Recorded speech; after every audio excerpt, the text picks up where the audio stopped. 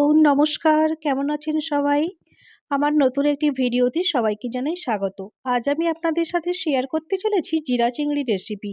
প্রথমে চিংড়ি মাছের খোলসগুলোকে সুন্দর করে ছাড়িয়ে ধুয়ে রেডি করে নিলাম। তারপরে এতে মাখিয়ে দিলাম পরিমাণ মতো লবণ আর হলুদ।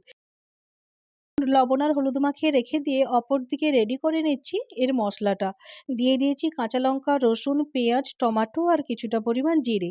দিয়ে মিক্সিতে পেস্ট করে নিচ্ছি। আর অপর দিকে কড়াইতে তেল গরম করে দিয়ে দিলাম তেজপাতা আর কিছুটা পরিমাণ গোটা গরম মশলা।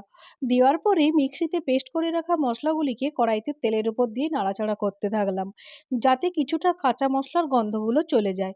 এরপরে পরিমাণ মতো হলুদ গুঁড়ি, লঙ্কা গুঁড়ি দিয়ে দিলাম। আবার কিছুটা সময় ধরে মশলাটা নাড়াচাড়া করে নেওয়ার পরে একটু জল দিয়ে ভালো করে কষিয়ে দিলাম।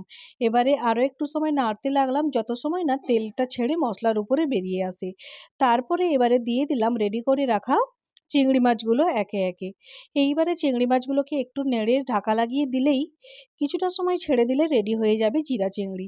এই পদ্ধতিতে করলে চিংড়ি মাছের আসল স্বাদ এবং টেস্ট দুটোই খুব সুন্দর থাকে। তোমরা এই পদ্ধতিতে বানিয়ে দেখতে পারো, খেতে তো সত্যিই খুব সুন্দর হয়।